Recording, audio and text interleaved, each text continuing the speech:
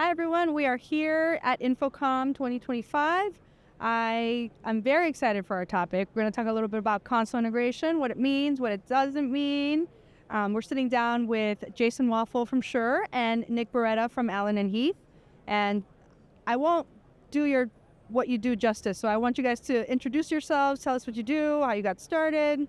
Yeah. Do you want to? Go ahead. I'll start then. Yes, I'm Director of Product at Allen Heath. Look after all the product range from inception and design concepts to all the way to marketing and production.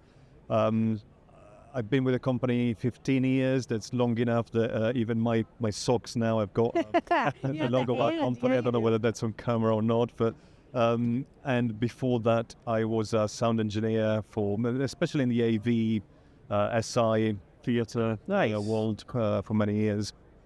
That's awesome. I love that so many people come from the field, right, in this industry. It's one of my favorite things. Jason Waffle, I work for Shure. I do market development in our pro audio segment. Much like you, prior to that, I was an RF coordinator for broadcast television for about 10 years and been with Shure for 7 years this month. Yeah. Hey.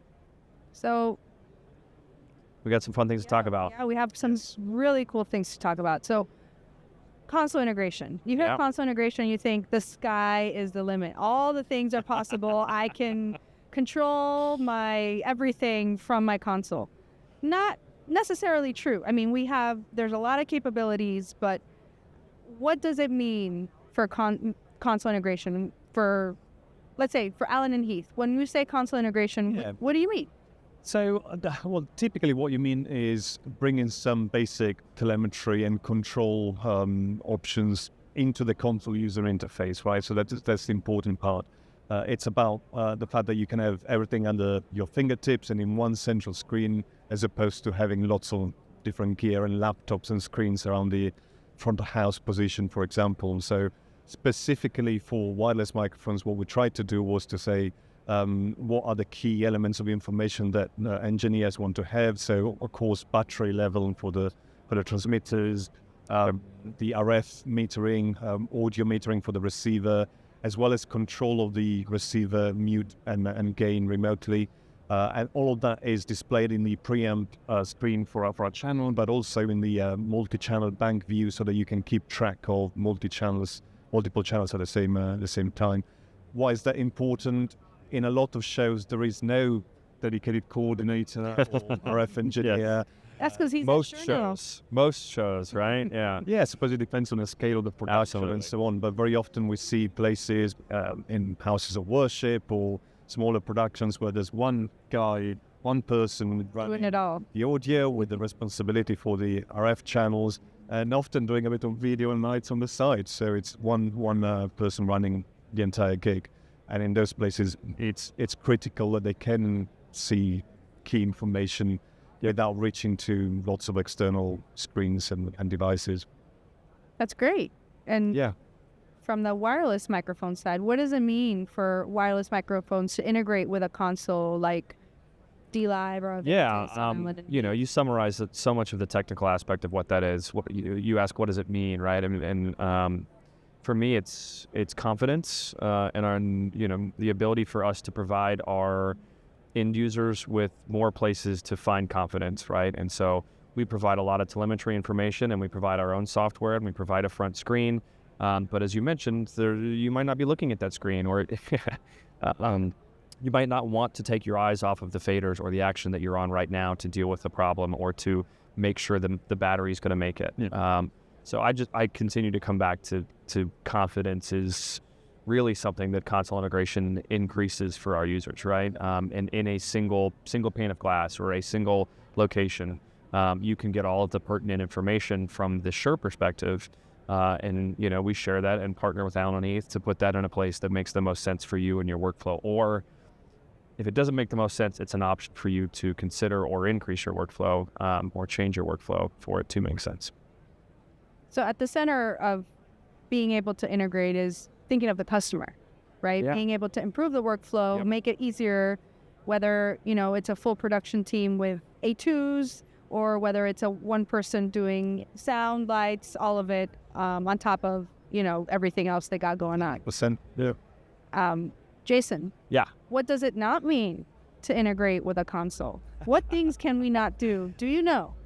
Well, certainly, we talked about what we can do. We get battery metering, channel quality. In some instances, there is some actual control from the console where there's mute or gain. But what we're not doing is changing frequencies, right? We're not affecting the wireless infrastructure or setup of that system from that perspective. There's certainly things you can do to change the audio, like we talked about in gain and mute. But the wireless side of it is, I think there's a line there for a reason, and I would hope most users would agree with that. I don't know that you want to be changing frequency from your console necessarily. However, Shure and Allen Heath and everybody at this show is always working on, being at the forefront of innovation. So there's certainly wireless workflows where that could be a possibility, but right now that's one of those things it doesn't do. What else doesn't it do?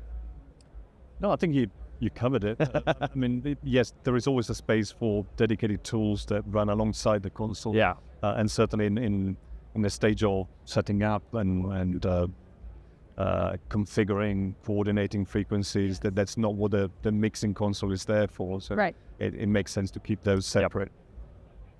All right. Yeah, it's really, it's like you should be setting your frequencies up before the show. That doesn't need to be on your console surface. If you're doing that, stuff is going wrong. You have bigger If problems. you're doing that during the show, you have bigger problems. That's right.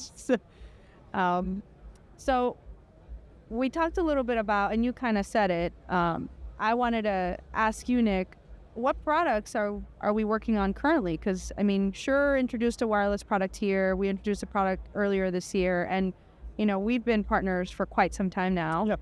And, there's several products in the Shure portfolio that are integrated into DLive and Avantis. And we're working on currently something underway. Absolutely. Yes, we have it running here at the show at InfoComm, and it's the version 2.1 of DLive, which will support the SLXD family for the first time, including the new quad receiver. Yes. So we're very happy to have that on board as part of the integration portfolio. We are very excited. So before coming out to the show, I was getting the testing report of it all, and I'm like, it's happening. This is another option for our users, because we know that, when there's a new wireless product out, that's one of the first questions we get is, will this be on a console that we're using? Yep. And we know DLive is very popular. Cool.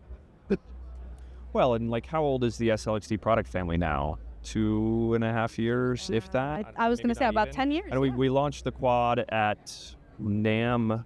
Yes, a few months ago. And so I just think it's pretty incredible at the pace at which this partnership continues to stay strong and stay steady. And as both companies continue to innovate and release products, I love to see that we continue to put console integration as something that's important. And really, it's because it matters to the end user, to our end users collectively, right? We have so many of the same end users, and for us to continue to join forces in this way, because there's those. Maybe I shouldn't say this, but you could make some arguments for not doing it to a certain degree, right? But to come together with Allen and Heath and make sure that our end users are getting a great experience and simplifying their workflow, I'm a big fan of. I think you are too, while you're here. Absolutely, yes. Yeah. Speaking of users, any stories from the road where consoles and microphones came together for the benefit of a customer? Well, we got lots really, and we talking to engineers even here at the show and so on. It's something that comes up again and again as a feature that they all love. But just a few examples where we've seen it certainly in a lot of houses of worship and churches where again typically volunteer driven, so it's persons and operators who are not really audio trained or RF trained, or and they need to have the key information there on one screen as they're running the entire function or service. We've seen it used in TV productions. So again, of course, spaces where there is lots of dedicated engineers for radio frequency, but during the key performance and on-air show, they want to have all of the information there in front of their eyes. We've seen a production in Brazil, Canta Comigo, one of their big TV shows. And again, the Shure integration of the Accent microphones was there on the D-Live screens in that case. Jacob Collier was on tour a couple of years ago. Good call. Yes. Yes. Their engineers loved the fact that they could have Accent information on the D-Live screen and how simple it was to connect the two together. So it was just a question of enable the feature, they appear on the screen, select them, assign them to a channel, and off you go. Absolutely. Pretty much plug and play. Fun fact, so Shure is 100. We've turned 100 years in business as of April. And in April, we had our big company celebration, and in use was Accent Digital and D-Live. So our own employees, our own employees were using the product because it's something we believe in. It's clearly makes the workflow easier and allows us to not have to be looking here, have it in front of us and really be able to benefit from it. And I spotted a CQ mixer here in the studios. It's sitting right there. Yes, you did. Good eye. It's like we're partners. Yes.